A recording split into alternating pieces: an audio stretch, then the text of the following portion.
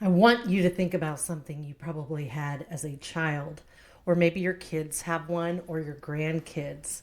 A soft little doll with chubby cheeks and yarn hair, a name that was picked out, and a certificate, a birth certificate, with that name on it, and a hospital, and nurses, and a doctor who pulled that baby out of a cabbage patch and it handed it to you. And you signed papers, you took an oath, and you promised to love it, and you adopted it. Now, I want you to think about, where did that idea come from? The nameless baby, the certificate, the new name, the adoption, and the oath. Because I promise you, it did not come from a toy factory in 1983. It started in a back room in Bristol, England in 1860s. And it started with a woman named Amelia Dyer. And the babies she adopted, she did not give them certificates. She gave them white tape around their necks, and she threw them in the River Thames. Welcome back to Just Killing Time. I am Elizabeth Stanton, your host, and this is the Angel Maker series, and this is part 1. And we're going to start at the very, very beginning of this machine, before the orphan trains, before the asylums, and before the toy store. We're going to start with the baby farmers. And I need you to understand, before we go any further, that what I am about to describe to you, it was not hidden. It was not a secret. It was not a conspiracy in the shadows. It was advertised in all major newspapers in broad daylight for decades, and the government did almost nothing. That, time killers, is the real conspiracy. If you are new here, welcome. You can jump in right here. This episode stands alone. If you listen to episode 1 of Just Killing Time, you know Nancy, and you know why I started the show. And you know that I believe stories deserve to be told, and the forgotten deserve to be remembered. Today, we are remembering children who have no names, children who were never given the chance to have names at all. This is Angel Makers, part 1, for a small fee. Let's get into it. To understand baby farming, to truly understand it, you just cannot look at the women who did it. You have to look at the world that created the conditions for it. Victorian England, the height of the Industrial Revolution. The cities were exploding, and London alone had millions of people packed into streets that were never designed to hold them. Wages were stagnant, work was brutal, and if you were a woman, especially a poor woman, the law offered you almost nothing. And if you were an unmarried woman who found yourself pregnant, the law actively worked against you. The 1834 Poor Law Amendment Act denied the poor the right to substance. In particular, single mothers were then forced to work in prison-like workhouses. The law completely absolved the father of any responsibility for his illegitimate offspring. Now the woman alone was responsible for the child's welfare. Let me translate that into plain English for you, time killers. In 1834, the British government passed a law that said, if you're an unmarried woman with a baby, that is your problem. The father, he walks free, no financial responsibility, and no legal obligation, nothing. You, a woman with no property rights, no voting rights, and likely no job because your employer just fired you for being pregnant, you're entirely alone with a baby, and the only help available is the workhouse, which was, as the law described it, prison-like. That is the world that created baby farming, not monsters, but policy. Because I think we need to understand what the alternatives were, why mothers, desperate, terrified, alone, turned to baby farming, is because they were not naive. They knew the risks, and they knew the workhouse too. In 1834, the Poor Law Amendment Act allowed poor unwed mothers to be given food, money, or clothing from the parish only if they went to work in the workhouse. And in 1842, the Poor Law Commissioner issued orders that loose women ought to be kept away from women and girls of good character in the workhouses. And that's according to Baby Farming in Victoria, England, Dorothy L. Haller at Loyola University. Loose women, That's the language the law used for a woman who had a baby outside of marriage, loose. So your choices were raise a baby alone with no income and no legal protection, enter a workhouse where you were classified alongside criminals and kept away from decent people, or hand your baby to a baby farmer for a small fee and pray she was one of the honest ones. There were no good options. I want to be very clear before we talk about the women who paid baby farmers. They were not irresponsible. They were not cruel. They were trapped. And the system that trapped them was designed by men who had never once in their lives faced the consequences of unwanted pregnancy.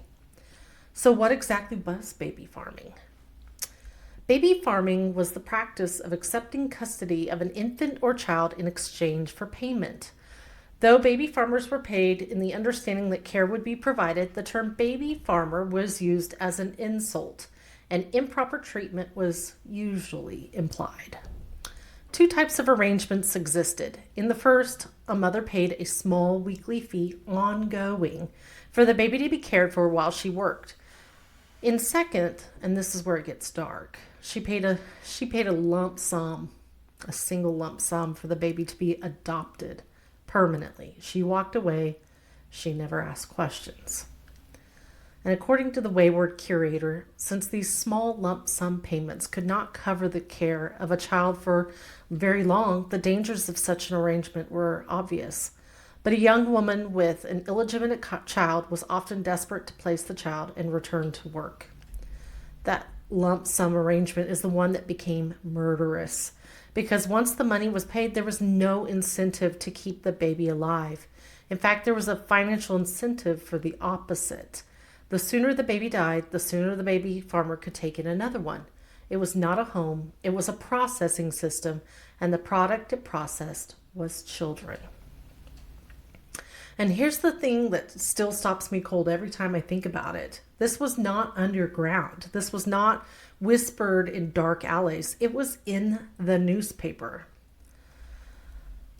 It was possible for newspapers of the day to keep count of the numbers of bodies strewn about the towns and cities. Scarcely a day passed without yet another report of a corpse of some young innocent being found abandoned beneath the seat of a railway carriage, under an archway, in a sewer grating, or just carelessly dumped in one of the open spaces of a city suburb. And that's according to Amelia Dyer, the angel maker. She was quoted in Executed Today. And right next to those news reports in those same papers were the advertisements. And the advertisements would read, Mrs. Margaret Walters, Brixton, married couple in suitable position wish to adopt a baby, small fee payable. Or Mrs. Thomas Reading, will take an infants for adoption, loving home guaranteed, and references available. The same newspapers reporting dead babies in the River Thames were running ads for the women who put them there in the same edition on the same page. I need you to sit with that for just a second, because this is the conspiracy, not a secret conspiracy, a public, legal, advertised conspiracy. The Victorian press took money from the baby farmers to run their ads.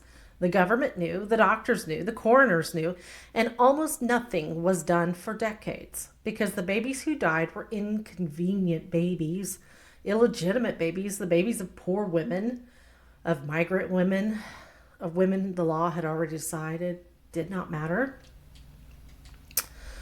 Particularly in the case of lump sum adoptions, it was more profitable for the baby farmer if the infant or child she adopted died, since the small payment could not cover the care of the child for long. Some baby farmers adopted numerous children and then neglected them or murdered them outright.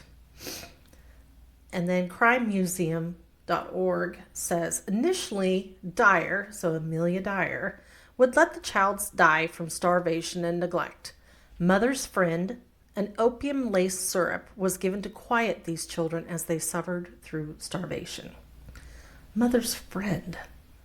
That's what they called the opium syrup they gave babies to suppress their hunger while they slowly starved to death. Mother's friend. The language these people used, mother's friend, angel makers, ideal maternity home, every single name was designed to make something monstrous sound like something gentle. And I want you to remember that trend because we're going to follow it all the way to a toy store in 1983. But that's later. Right now, let's just talk about the worst of them. Margaret Waters, the Brixton baby farmer. And I want to tell you her story, not just because of her crimes, but because of how she got there, because it matters. According to the Times of London, summarized and executed today, according to Waters' own account, her fall from respectable wedlock to public enemy number one began with the death of her husband in 1864. She had 300 pounds in her possession. She started a sewing business. She knew little about it, and within a year, she had lost 250 of those pounds. And she drifted into baby farming under the pressure of want and temptation. She was a widow, she was broke, she made a terrible choice, and then she made worse ones. Waters drugged and starved the infants in her care and is believed to have killed at least 19 children. And according to True Crime Archives, Waters was the first convicted baby farmer to be hanged in England, executed on October 11, 1870. In her final moments on the scaffold, Margaret Waters delivered, according to eyewitness reports, a calm and beautiful prayer. She asked her chaplain, "Do you think I am saved?" I'm not telling you that to feel sympathy for Margaret Waters. I'm telling you because she was a human being and a widow who lost everything and made choices that ended the lives of at least 19 children. Both of those can be true, and the system created her, and her choices created her victims, and none of those babies had any say in it. So according to Serial Killer Calendar, Margaret Waters' execution was carried out in a yard within Horsemonger Lane Gaol. Some 300 people watched the black flag hoisted over the prison just after 9 a.m. And despite the pestering of the moralistic set, police interest in hounding the persons who attended the England's considerable produce of disposing children, that rapidly waned in the 1870s. 300 people watched her die, and then everyone went home, and the ads kept running in the newspapers, and the babies kept dying, and nothing fundamentally changed. Because Margaret Waters was not the last baby farmer. She was not even close to the worst one. That distinction belongs to a woman from Bristol, a trained nurse and a midwife, a woman who killed for 30 years. And when the police finally found her, she told them exactly how to identify her victims. She said, "You will know all of mine by the tape wrapped around their necks." Amelia Elizabeth Dyer, born 1837 in the small village of Pye Marsh near Bristol, the youngest of 5 children. Her father was a master shoemaker. Unlike most children of her time, she was able to attend school until age 14. Kind of a big deal. Her childhood was marked by tragedy. Her mother suffered what was described as a mental breakdown following typhus. Amelia watched her mother descend into illness and die when Amelia was just 11 years old. So she trained as a nurse, she trained as a midwife, and she got married, and she had children of her own. She was, by all outward appearances, a respectable woman, and then she discovered baby farming. According to crimemuseum.org, Dyer first trained as a nurse and a midwife. For a fee, baby farmers would adopt the unwanted children. Dyer herself assured clients that children under her care would be given a safe and loving home. So she was a trained nurse. She knew exactly what a baby needed to survive. She knew exactly what would happen if those needs were not met. And she used that knowledge not to protect the children, but to kill them slowly enough that no one would notice. That is not desperation. That is premeditation, and it ran for 30 years. According to the Thames Valley Police Museum, Dyer's preferred practice was to advertise to adopt or nurse a baby in return for an upfront fee and suitable clothing for the child. In her advertisements and meetings with clients, she assured them that she was a respectable, married, and provide a safe and loving home for the child. In reality, Dyer pocketed the money and killed many of the babies within days.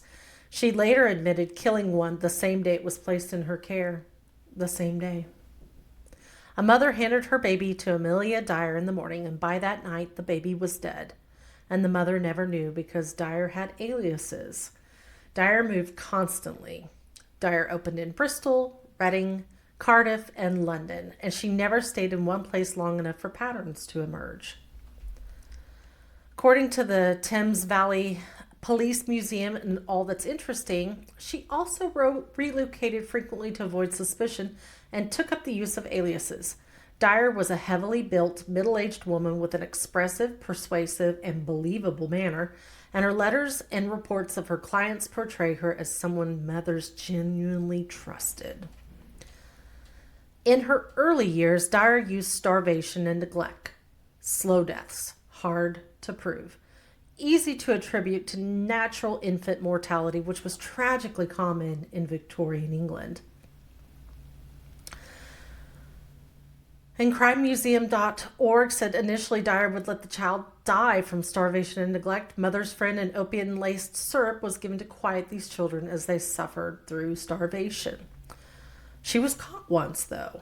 Early on, a doctor became suspicious of the number of deaths under her care. She was charged with neglect, sentenced to 6 months of hard labor, and then she was released. And she went straight back to baby farming. And she learned her lesson: no more doctors, no more death certificates, no more paper trail. Crimemuseum.org says when she returned to baby farming, she did not involve physicians and began disposing of the babies' bodies herself to avoid any added risk. She devised a new way to kill the babies faster and therefore make even more money. She began strangling them with edging tape. White dressmaking tape wound around their small necks, and she described in her own confession that she liked to watch them as they stopped breathing with that tape around their necks.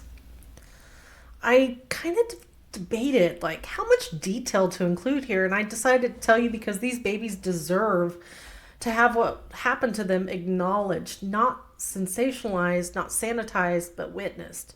Because for decades, nobody witnessed it, nobody named it, and nobody counted it. And the only people who could have testified, the mothers who handed their babies to Amelia Dyer, many of them never found out what happened. They just never heard from her again.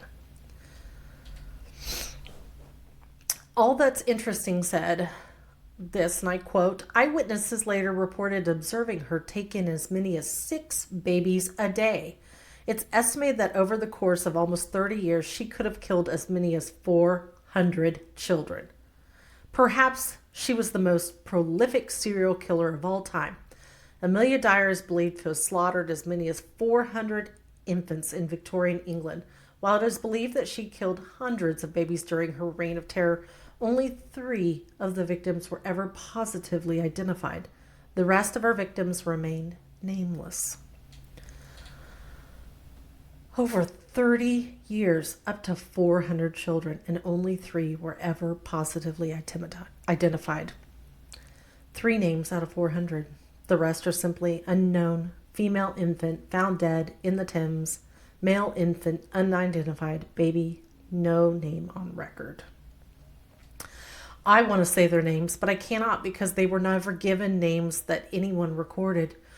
Or were they given names that died with them? And that is the cruelest part of this entire story. 400 children potentially, and we cannot honor them by name because their world that they were born into did not think they deserved names in the first place. Let me tell you about the ones we do know about. Helena Fry, a little baby girl, the first body pulled out of the Thames on March 30th, 1896. The coroner notes recorded her as simply a female infant, unknown, found dead in the River Thames. Doris Marmon, 4 years old, born January 21st, 1896, to Evelina Marmon, a 25-year-old barmaid who had lost her own mother when she was 15 and found herself alone with a baby she could not support. Evelina gave Doris into Dyer's care on March 31st. 11 days later, Evelina was brought to Reading to identify her daughter's body. Harry Simmons, 13 months old, killed when Dyer ran out of white tape. She removed the tape from Doris's body and used it to strangle Harry. Doris Marmon, Harry Simmons, buried together in an unmarked grave. An unmarked grave, those two babies who shared their deaths as strangers, shared their burial as strangers, and Evelina Marmon, who lost her own mother at 15, who was alone in the world, who did what she thought was the only thing she could do. She had to stand in a mortuary in Reading and identify her 4-month-old daughter.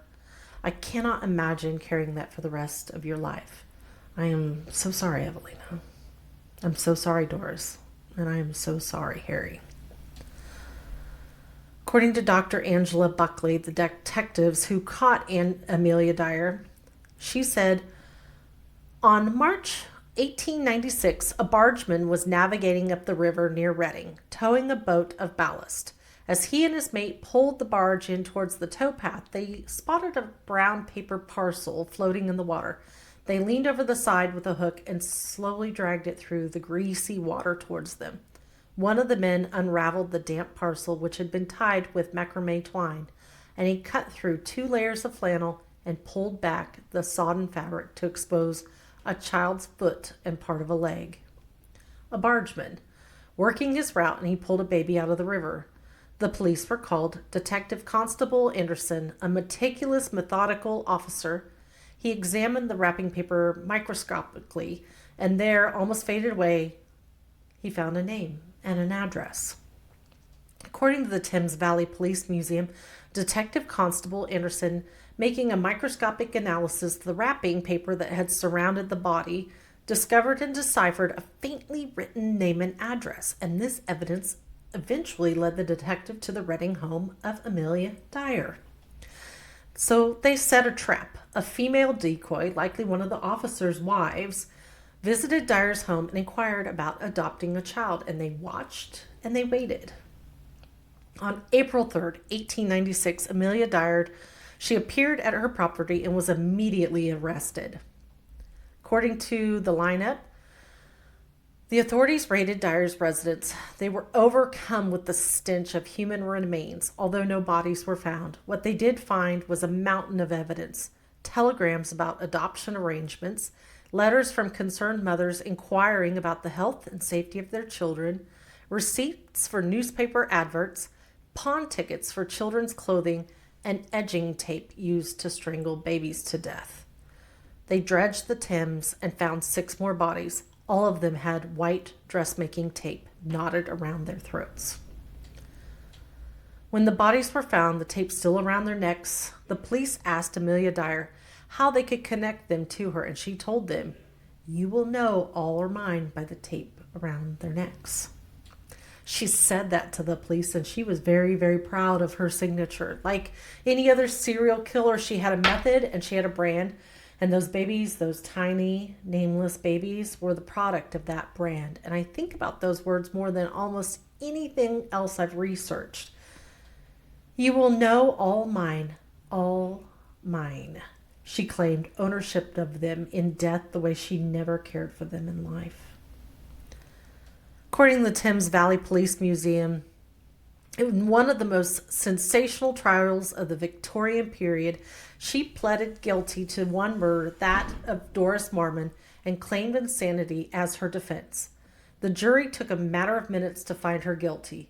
The prosecution's argument that her insanity was devious play acting and that she had used the same tactics before when under suspicion proved more than persuasive. And it took a jury less than 5 minutes to reach a guilty verdict.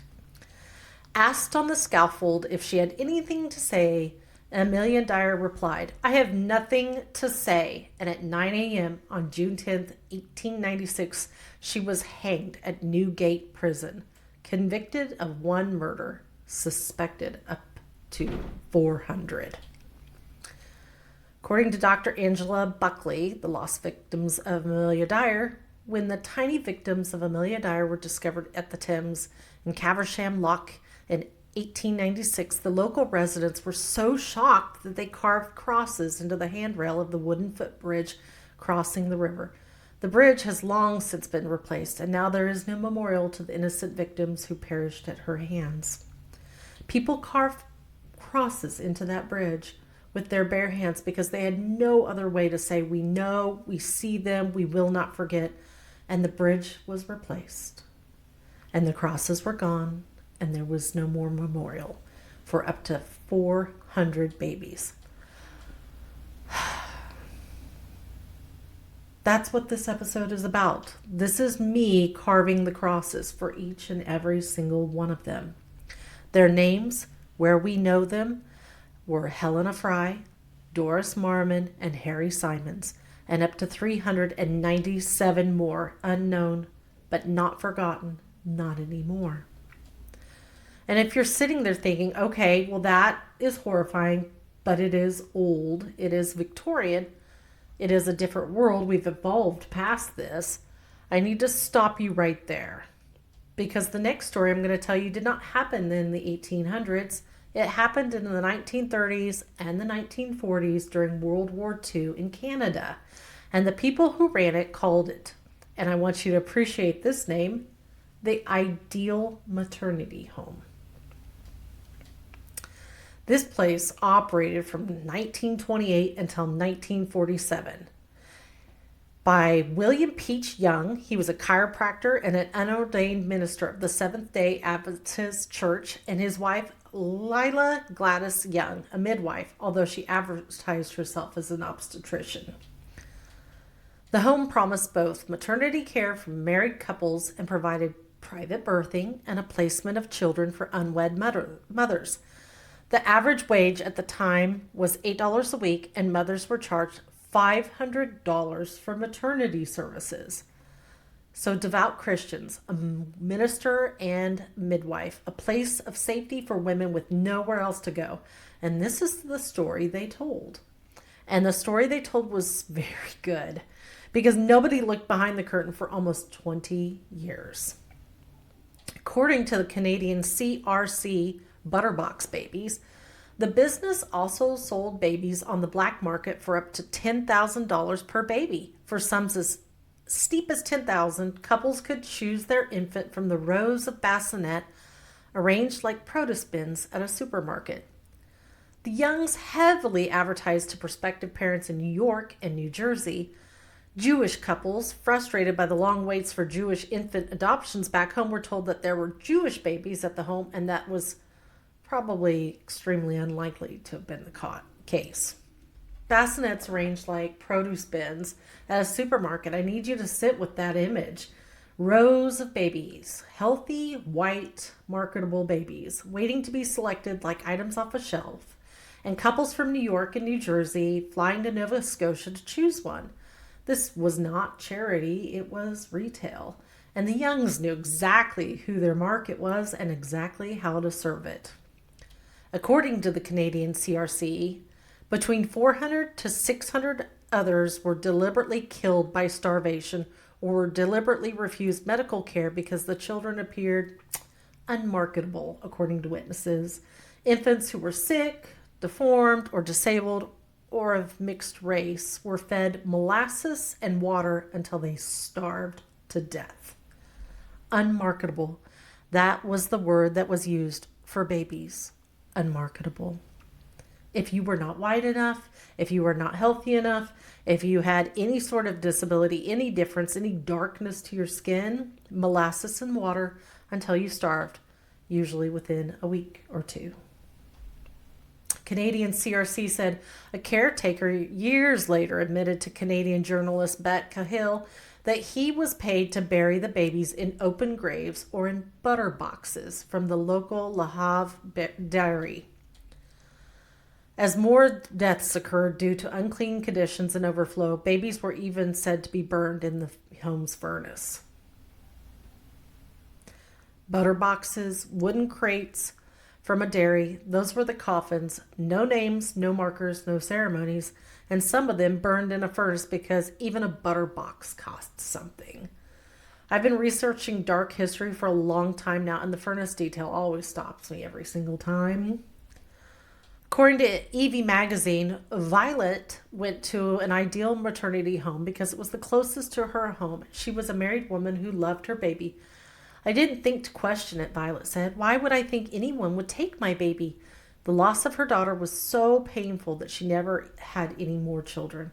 At 78 years old, when she finally decided to have the remains tested, there was no viable DNA. She continued searching and she said, I'm looking, she's looking, and I'm looking. We've both got nobody.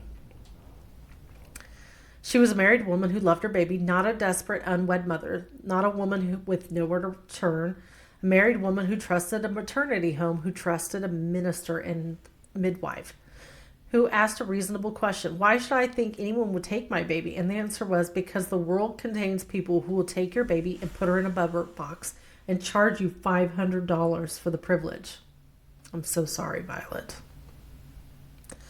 According to the vocal media about the butterbox babies, health officials won convictions against the Youngs for violating new adoption licensing laws. But the Youngs' downfall came in 1947 after they filed a libel suit against Montreal Standard by insisting that their good names have been besmirched. The Youngs succeeded in reliving the newspaper's coverage. Pediatricians who had inspected the home testified to its striking overcrowding and its fly-filled nurseries and the malnutrition children. Their punishment amounted to a mere $150 fine. A $150 fine for the deaths of between 400 and 600 babies. $150. William Young, he died of cancer in 1962, and Lila Young died of leukemia in 1967. The ideal maternity home burned to the ground in September of 1962, and all that remains is the foundation.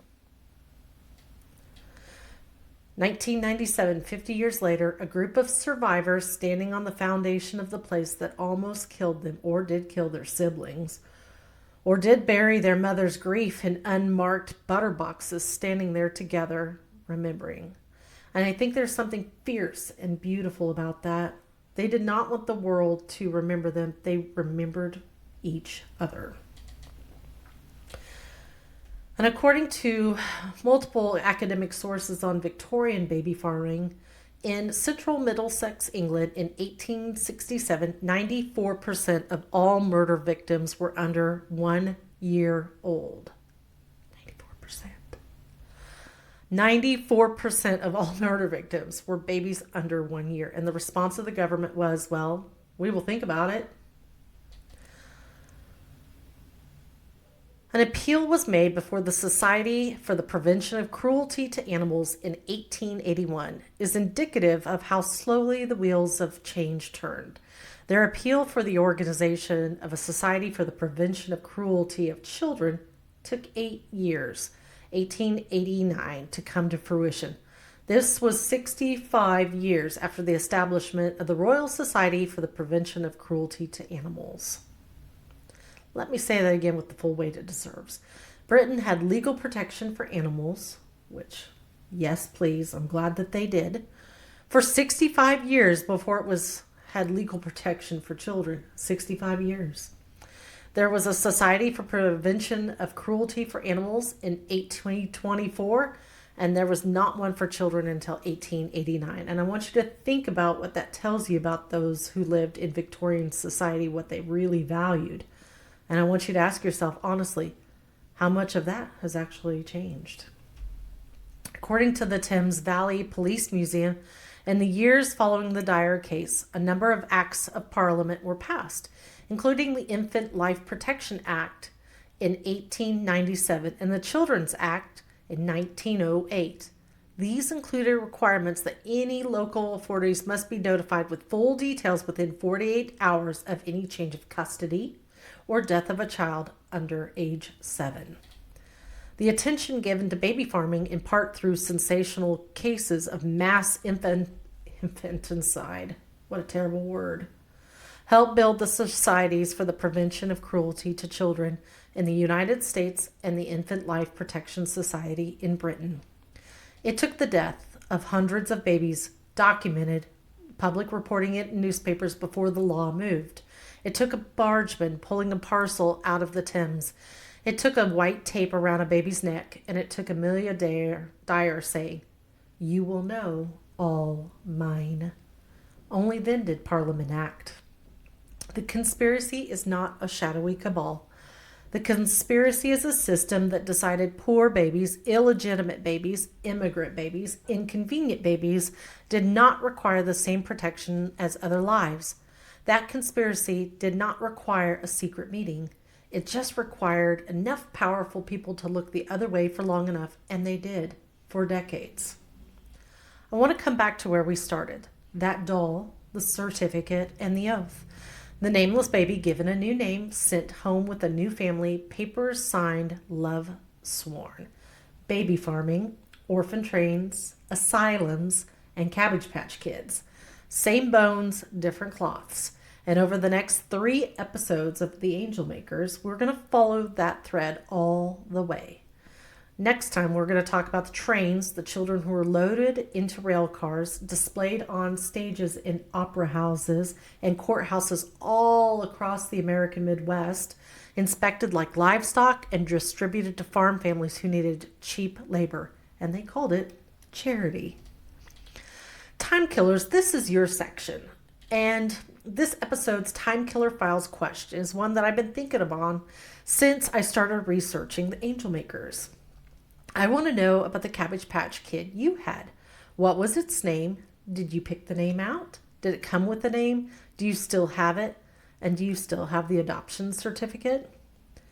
And now that you know what you know, does that doll feel different to you? Does the adoption certificate mean something different than it did when you were 8 years old? I'll tell you about mine. It was a little doll with the name Vera. That was my Cabbage Patch Kid. And I think I still have it at my mother's house. I bet you I do. Time Killers, I also want to hear from anyone who has a family story connected to this history. A great-grandmother who was an unmarried mother in Victorian England, a family secret about a baby given away, a story passed down in whispers about what happened to a child who was never spoken of again.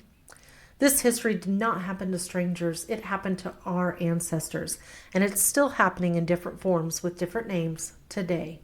And if you want to talk about it, I want to hear it. Send me your Time Killer file to justkillingtimepodcast@gmail.com. Helena Fry, Doris Marmon, Harry Simons, and up to 397 others. Their names were unknown. Their graves were unmarked. The bridge where the people carved crosses for them was torn down. But they existed. They were real, and they had the feet that the bargemen pulled from the river. They had mothers who were paid to keep them safe and never knew that they had failed.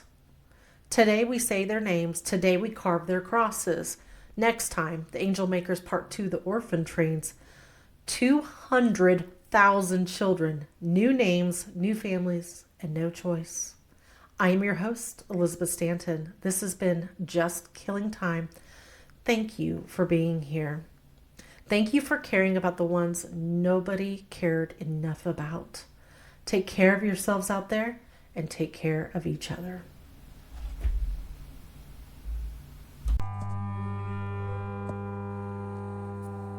Alexa, what is a chemtrail? Chemtrail. Trails left by aircraft are actually chemical or biological agents deliberately sprayed at high altitudes for a purpose undisclosed to the general public in clandestine programs directed by government officials.